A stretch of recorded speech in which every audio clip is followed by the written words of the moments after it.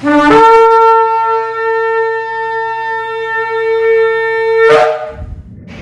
Shalom, está la congregación 20 Filas del sector Candelaria en Arecibo, hasta que le habla la Roa y doctora Maritza Rivera. Un día más que nuestro Padre Celestial nos ha dado vida y vida en abundancia para poder estudiar sobre su palabra y lo que Él quiere que nosotros aprendamos, y no solamente lo aprendamos, sino que lo practiquemos, porque de nada sirve nosotros leer la Torá y saber la Torá de rabo a cabo, pero lo más importante es aprenderla y practicarla, ponerla en acción. Y esta semana vamos a estar estudiando la parashá número 44, la parashá de Barim.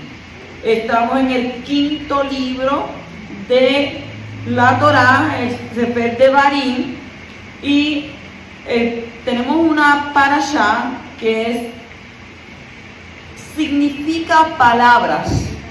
Esto es como un recuento de todo lo que ha transcurrido en el camino. Hacemos una pequeña introducción. Y Moshe comienza su repetición de la Torá para toda la congregación de los hijos de Israel, repasando todos los eventos ocurridos y las leyes entregadas en el transcurso del viaje de 40 años desde Egipto hasta Sinaí y a la tierra prometida, amonestando a la gente por sus fallos, por sus iniquidades, y enlistándolos en el cumplimiento de la Torá y la observación de sus preceptos en la tierra que Yahweh les está dando como herencia eterna, a la cual regresarían luego de su muerte. Moshe recuerda el nombramiento de jueces y magistrados para aliviar la carga de administrar justicia a la gente y enseñarle la palabra de Yahweh. El viaje desde Sinaí a través del enorme y temeroso desierto, el enviado de espía y el subsiguiente rechazo de la tierra prometida, de manera que Yahweh decretó que aquella generación, toda aquella generación del Éxodo, tenía que perecer en el desierto. Dice, también contra mí, dijo Moshe, Yahweh se enojó por causa de ustedes, diciendo, tú tampoco entrarás allí. Entonces Moshe también recuerda algunos de los eventos más recientes, que es la negativa de las naciones de Moab y Amón de permitir al pueblo judío pasar por su tierra, la guerra entre los reyes emoritas, Sihón y Og, el asentamiento en su tierra por las tribus de Rubén, de Gad y la media tribu de Manashe, y el mensaje de Moshe a su sucesor, Yehoshua, que iba a ser el que iba a llevar al pueblo a la tierra y los lideraría en las batallas por su conquista. ¿De qué manera? No los teman, porque Yahweh, tu Elohim, luchará por ti. Y eso mismo nos dice él, no temas, porque yo voy a luchar por ti. Y prácticamente es casi todo en un resumen de lo que hay en estos 3 capítulos. Y comenzamos con el capítulo 1 y versículo 1, donde dice, estas son las palabras que Moshe habló a todo Israel al otro lado del Jardín, en el desierto, en el Arabá, frente a Suf, entre Parán, Tofel, Labán, Hatzeró y Dizahab. Observamos que se menciona aquí al desierto, pero ellos ya habían pasado el desierto y se encontraban en las planicies de Moab, como está escrito en el final del libro de Bamidbar, capítulo 36 y versículo 13. Dice, estos son los preceptos y los juicios que el Creador ordenó a los hijos de Israel a través de Moshe en las planicies de Moab, en el Jordán de Jericó. Siendo así, ¿por qué entonces se menciona el desierto? Y la respuesta es esta: porque deseaba recordarles la insurrección que tuvo lugar en donde, en el desierto, cuando entraron al mismo y dijeron, en Éxodo 16:3. Y los hijos de Israel les dijeron: ojalá y hubiésemos muerto por la mano de Elohim en la tierra de Egipto, cuando nos sentábamos a la olla de carne y cuando comíamos pan hasta saciarnos, pues no habéis sacado este desierto, nos habéis sacado este desierto para matar de hambre a toda esta congregación. Es decir, a través de la palabra desierto, Moshe recordaba la rebeldía de los hijos de Israel perpetrada en ese lugar e indicaba a la nueva generación rectificarse, siendo ¿qué? Siendo humildes y obedientes. Entonces, la humildad del desierto. Observemos que la expresión desierto en el texto original hebreo está escrito mediante la locución midbar. Midbar. O sea que las letras de midbar son las mismas que la expresión bemeret. Bemeret, ¿qué significa? Con rebeldía. Con rebeldía. Es decir, Moshe indicaba a los de la nueva generación que no se rebelaran contra Yahweh y que sean humildes como el desierto. ¿Por qué dice humilde como el desierto? Porque el desierto está desprovisto de todo. Y por eso el Creador entregó la Torah ¿en dónde? ¿En medio de qué? En medio del desierto. Entonces, lo pasa del desierto cuando dice el texto del desierto a la llanura. Y a continuación hace alusión a Arabá, que le recordaba los actos de idolatría practicados ¿con quién? Con Baal Peor. ¿En dónde? En las planicies de Moab.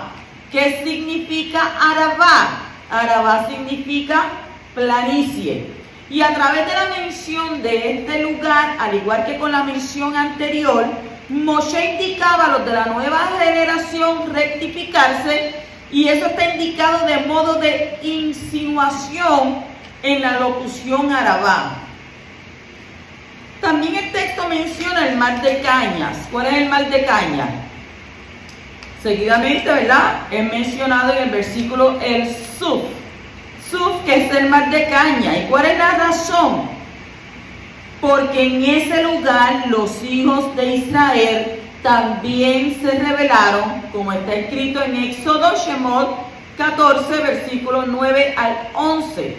Entonces apreciamos que el mar Suf indica otra rebelión de los hijos de Israel. Y así acontece con cada lugar mencionado. O sea que les recuerda en forma codificada un error cometido en cada lugar. Y de este modo los hijos de Israel podían recibir el reproche de Moshe y rectificarse. Y es evidente que el pueblo de Israel, desde que salió de Egipto, ¿qué pasó con ellos? Tuvieron altos y bajos. Y en algunas ocasiones obraban correctamente y en otras tropezaban.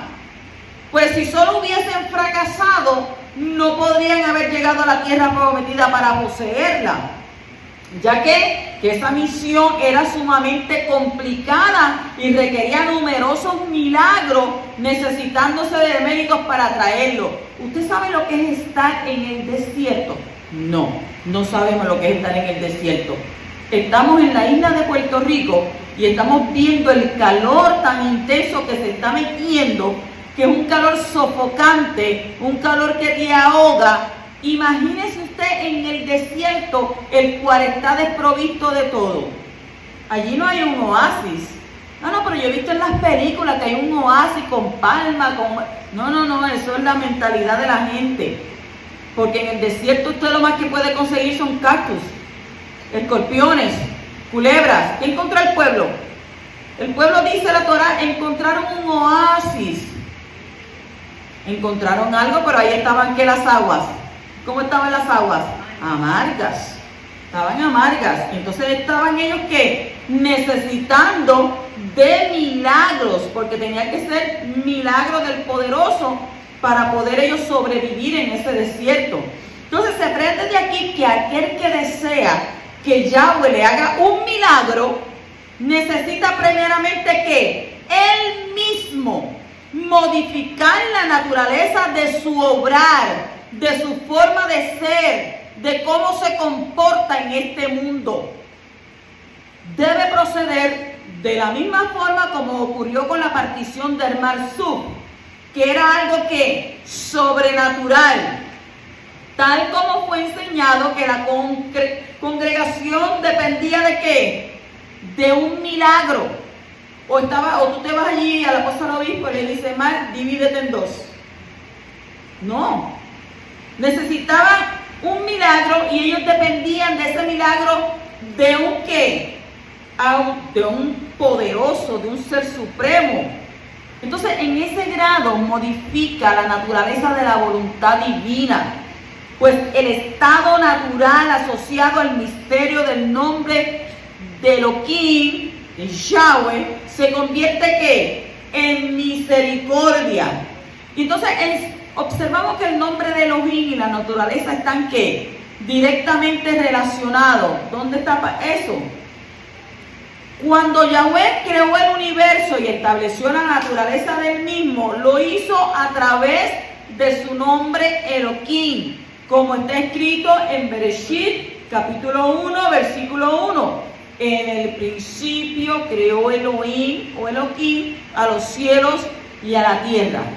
O sea que resulta de todo lo mencionado que Moshe poseía la capacidad de sintetizar lo que debía transmitir al pueblo con el fin de que ellos recapacitaran y que el reproche les llegara en forma que indirecta, sin ser humillados. Porque ellos iban a ¿qué? Iban a pasar a la tierra prometida. Capítulo 1 y versículo 3 dice: y sucedió que en el año 40, el mes 11, el primer día del mes, Moshe habló a los hijos de Israel conforme a todo lo que Yahweh les había ordenado. En este punto de la Torah, después de haber guiado a los israelitas en el desierto por 40 años, Moshe habló finalmente de sus sentimientos. Oiga, a veces nosotros podemos ver las adversidades como malas, pero no eran tan malas para Moshe. ¿Por qué? Porque Abba le extendió la vida a Moshe. Él se iba a ir antes, pero Abba le extendió la vida. Y tuvo que caminar con ellos 40 años. De 40 días le puso 40 años. Pues entonces Abba le extendió la vida a Moshe. Entonces él habló al pueblo acerca de todos los errores que habían cometido desde el principio de los tiempos, y Moshe siempre había sido su protector desde que salieron ¿de dónde? De Egipto. Pero solo en este punto se permitió a sí mismo hablar con ellos libremente. En ningún momento usted ve que dice que él se sentó a hablarle a ellos, decirle esto. No. ¿Por qué? Porque el pueblo era ¿qué? Duro de cerviz. Entonces, si esperamos un poco antes de confrontar a las personas sobre situaciones difíciles, podemos evitar emociones reactivas. Por lo tanto, si alguien nos lastima o si algo sale mal, debemos esperar hasta que podamos hablar del incidente de forma objetiva, no emocionalmente. Cuando una persona en el momento tiene coraje, no va a hablar ¿qué? De forma objetiva. Va a hablar ¿qué? Sus emociones, como estábamos hablando anoche, ¿verdad? Con coraje, con ira, va a decir palabras que no quería decir, va a hacer cosas que no tenía que hacer. Por tanto, ¿qué tiene? Tenía que esperar al momento preciso para poder él dialogar con el pueblo.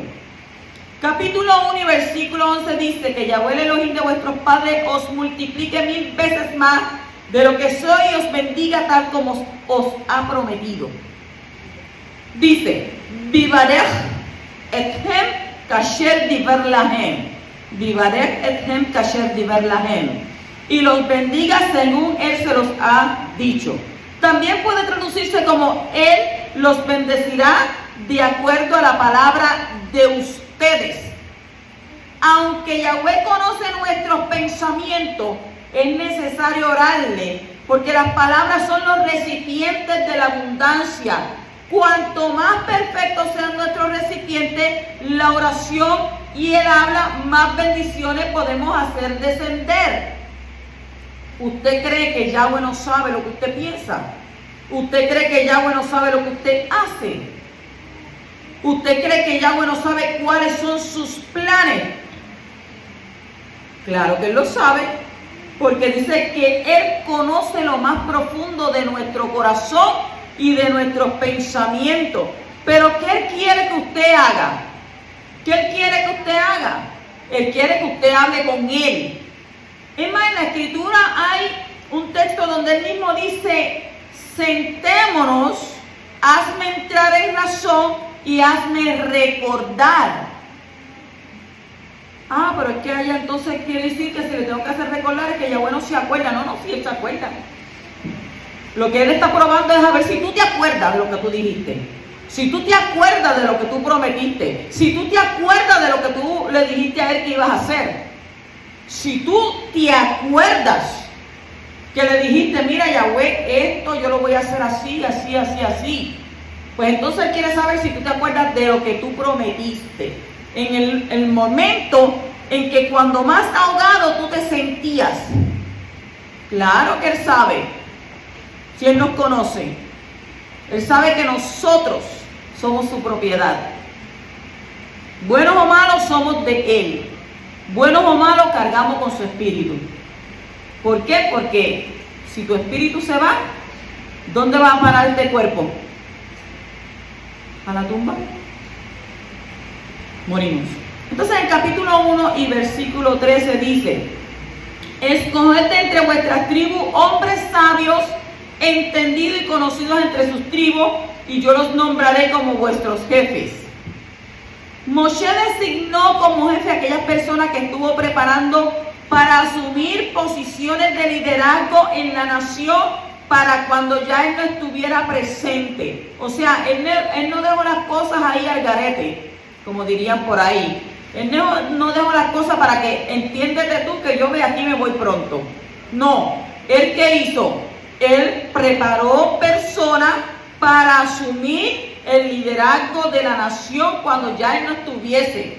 Entonces Él les enseñó a observar los problemas de manera clara, sin involucrar sus intenciones personales, dado que Él sabía que tales intenciones siempre oscurecen la verdad en cualquier situación. O sea, conectar con este versículo nos ayuda a eliminar las obstrucciones dentro de nosotros mismos que nos impiden juzgar imparcialmente.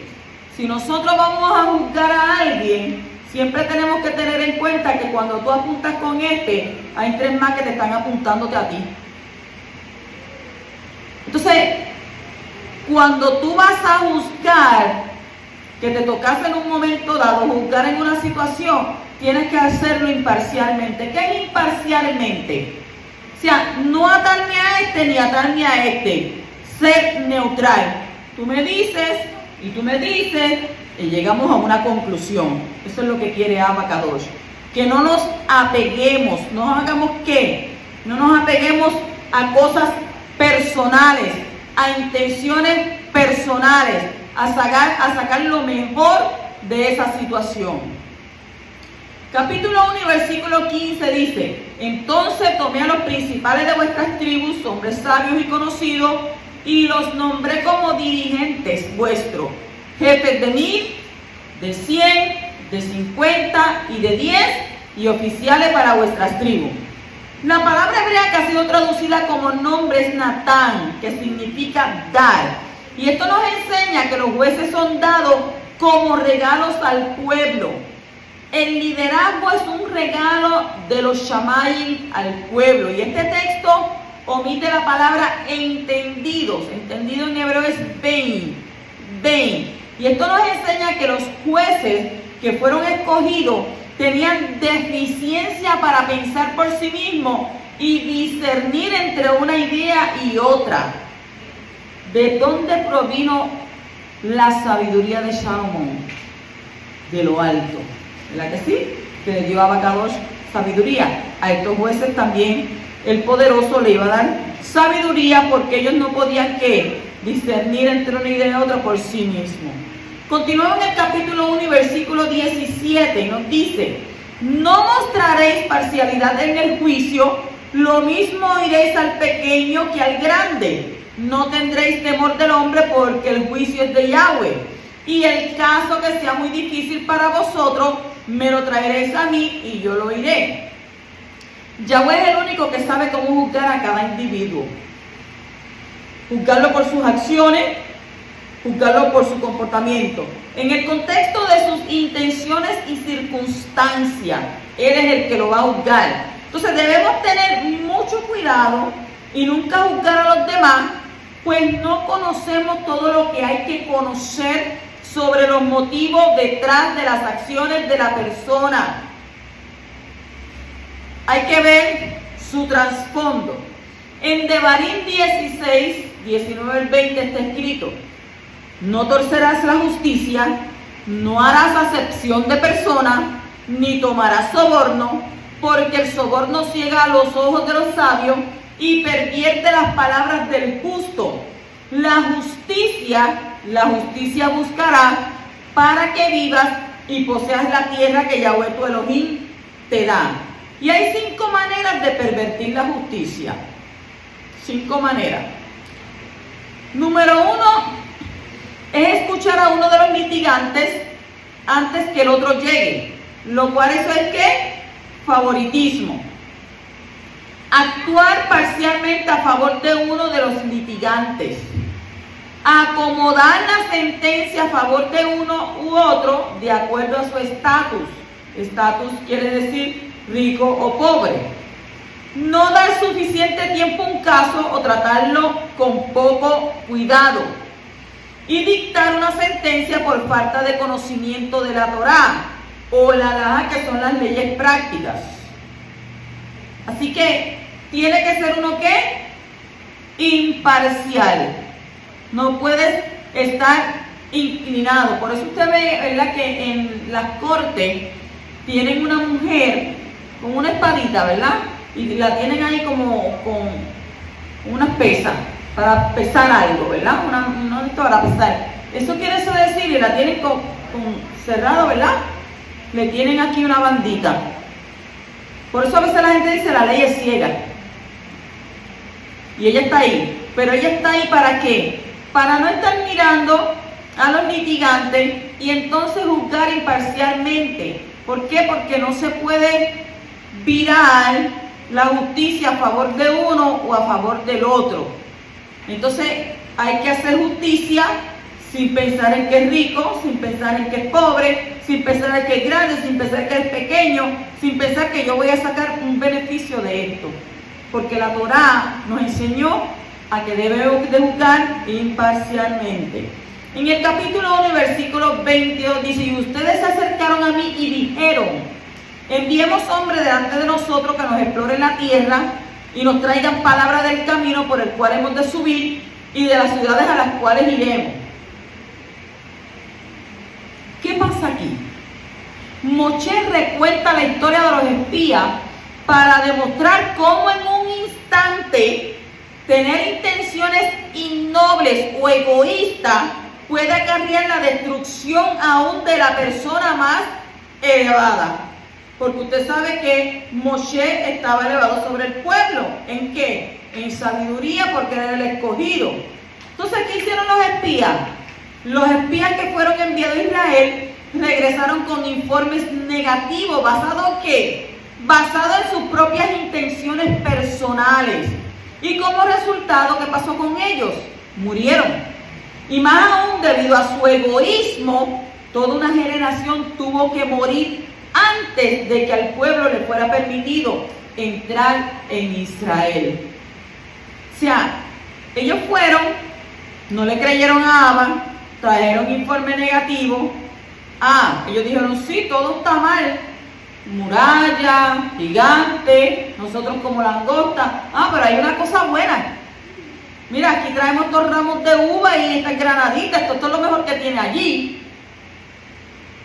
Degradando lo que la palabra de Abba había dicho, que era una tierra que fluía leche y miel.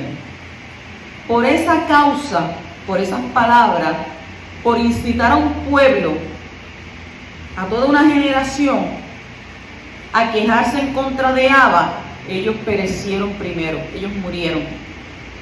Y los demás, poco a poco, fueron muriendo en el desierto. En el capítulo 1 y versículo 27 dice: por el odio de Yahweh contra nosotros. Oiga, esta gente eran bien brava. Se atrevieron a decir por el odio de Yahweh contra nosotros. Aquí vemos la demencia de la blasfemia llevada a su punto más extremo. Cómo Elohim, que libera a Israel de la esclavitud, de la tiranía de los egipcios, cómo él podría odiar a los hijos de Israel. Rashi acorda que cualquier actitud, aún demencial, contiene su propia lógica y cita un proverbio popular en su apoyo. Lo que hay en tu corazón acerca de tu amado es lo que piensas que hay en su corazón acerca de ti. Ay, Roa, pero ¿qué quiere decir eso? A veces nosotros pensamos que hay personas que nos odian. A veces nosotros pensamos que hay personas que no quieren saber simplemente de uno. Pero eso está en qué? Eso es lo que tú piensas acerca de esa persona. Pero ¿qué sucede? Que lo que tú piensas es lo que hay en tu corazón, no en el corazón de la otra persona. Por eso es que dice, lo que hay en tu corazón acerca de tu amado es lo que piensas que hay en su corazón acerca de ti. Y a veces atribuimos al otro el sentimiento que en realidad nosotros mismos profesamos hacia él. Y mire que yo escucho mucha gente: ese me odia. Uy, pero ¿cómo tú puedes decir así? Ese me odia como si nada. Lo que quieres decir es que el que está odiando eres tú. Ese odio está en tu corazón. Abba Kadosh tenga misericordia. En el capítulo 1 y versículo 39 dice: además, sus pequeños que ustedes dijeron que serían tomados como botín, y sus hijos que todavía no conocen el bien del mal, ellos entrarán allí, yo se las daré a ellos, y ellos tendrán posesión de ella. Mire qué poderoso enviaba. ¿Qué es lo que está pasando aquí? Los israelitas se quejaron porque sus hijos serían destruidos. Sin embargo, para toda la energía que invirtieron en su protesta, en realidad estaban tan temerosos por sí mismos como por sus hijos. Debemos aprender que para un padre, interés verdadero significa poner las necesidades del hijo por delante de todo lo demás. En especial por delante de las necesidades personales del propio padre cuando éstas se interponen en el bienestar del hijo. El concepto conocimiento del bien y del mal que define la actitud de madurez para la decisión moral. Solamente después de haberla alcanzado se inicia la edad de la responsabilidad plena por nuestros hechos ante nuestro Padre Celestial. Capítulo 2 y versículo 18 dice: tú cruzarás hoy la frontera de Moab por Ar. A pesar de que Balac, el rey de Amón y Moab, era un rey malvado, y a los israelitas se les instruyó que no hirieran a los moabitas. ¿Por qué? Dado que Ruth, la tatarabuela del rey David, vendría ¿de qué nación? De la nación de Moab. Y ella era tan pura que toda una nación fue salvada por su mérito. Y esto revela el poder de la energía positiva de una sola persona. Aun si todos los demás en una familia son negativos, un solo miembro puede ser un faro de luz que proporcione protección y energía, así como Ruth ejerció esa función para todo el pueblo de Moab. Abacadosh no permitió que destruyera este pueblo. Ellos venían destruyendo todos los pueblos, pero Abba dijo, no, a ese no lo destruya. Aún haciendo lo que ellos hicieron, habiendo sido el rey Balac siendo malo, habiendo llamado a Bilán, habiendo tratado de destruir el pueblo de Israel, pero ¿por qué lo quiso hacer? Por miedo. Porque el rey de Moab le tenía miedo a los israelitas. Pero Abba le instruyó a que no destruyeran este pueblo, porque uno no sabe, ¿verdad? Uno lo lee en el principio, pero cuando uno ahonda en la situación se da de cuenta que no quiso que ese pueblo se destruyera, porque de ahí iba a salir ¿quién? Ruth. ¿Y quién era Ruth? La tatarabuela del rey David. Miren qué hermoso, ¿verdad? Cuando uno estudia la Torah, de las cosas que uno se entera. Capítulo 2 y versículo 25 dice, este día comenzaré a infundir el espanto y temor de ti en los pueblos, debajo de todo el cielo, quienes al oír tu reputación temblarán y se angustiarán a causa de ti. En este versículo leemos que Yahweh infundiría miedo de los israelitas en los pueblos que ellos ¿qué? Recorrerían. Y por otro lado, los israelitas debían dejar sus propios miedos mientras emprendían su largo viaje para llegar a Israel. El miedo es tan poderoso que puede impedirnos alcanzar lo que merecemos en la vida. Usualmente, si vemos en retrospectiva las cosas a las que les teníamos miedo en el pasado, entendemos cuán injustificados eran nuestros miedos. Y al conectar con este versículo obtenemos asistencia para superar nuestro temor cuando tenemos miedo. Abba dice, no temas, ni desmayes, porque yo soy tu ¿qué? Tu Elohei. Él dice que Él te cuida, Él te protege, que Él está contigo, que Él está ahí a tu lado. Hay gente que se acuesta de noche y dejan la luz prendida, la dejan encendida, porque tienen miedo. ¿Pero miedo a qué? Miedo a la oscuridad. ¿Pero miedo a qué en la oscuridad? Ay no, y si me cogen las piernas. Ay no, y si aparece alguien. Oye, pero ¿cómo va a aparecer alguien ahí si tú tienes la puerta cerrada, tienes las ventanas cerradas, estás tú solo ahí? Esa es tu mente.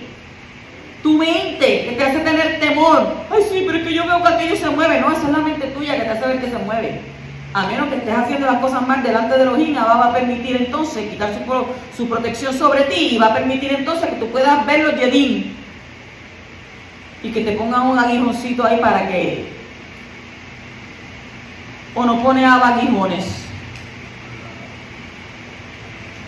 Hubo uno que le dijeron, bástate de mi gracia, bástate de mi Hanán, porque tenía que un aguijón.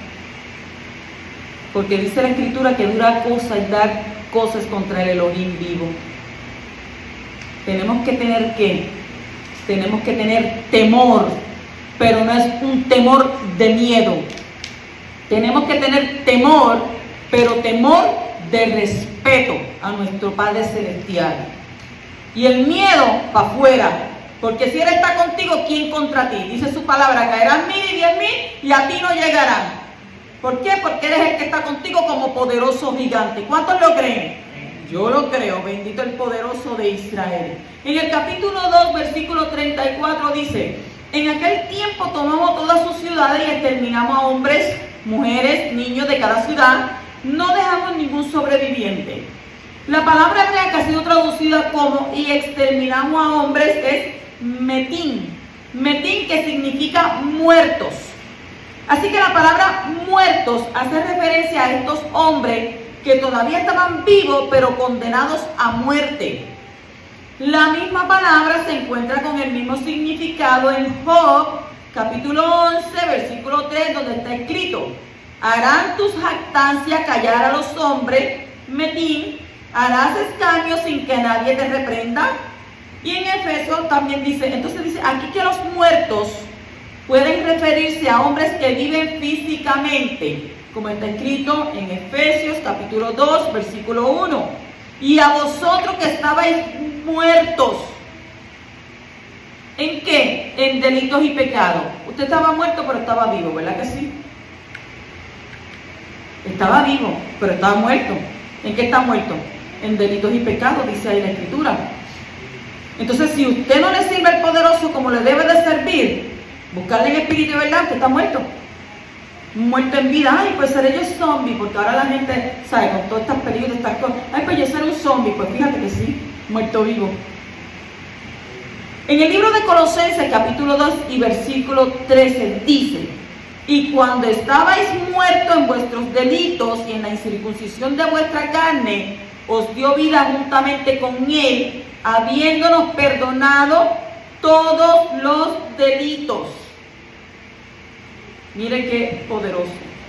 En el capítulo 3 y versículo 12: y de esta tierra tomamos posesión en aquel tiempo desde Aroer, que está en el valle de Arnón y la mitad de la región montañosa de Gilal, y sus ciudades se las di a los Rubenitas y a los Gaditas.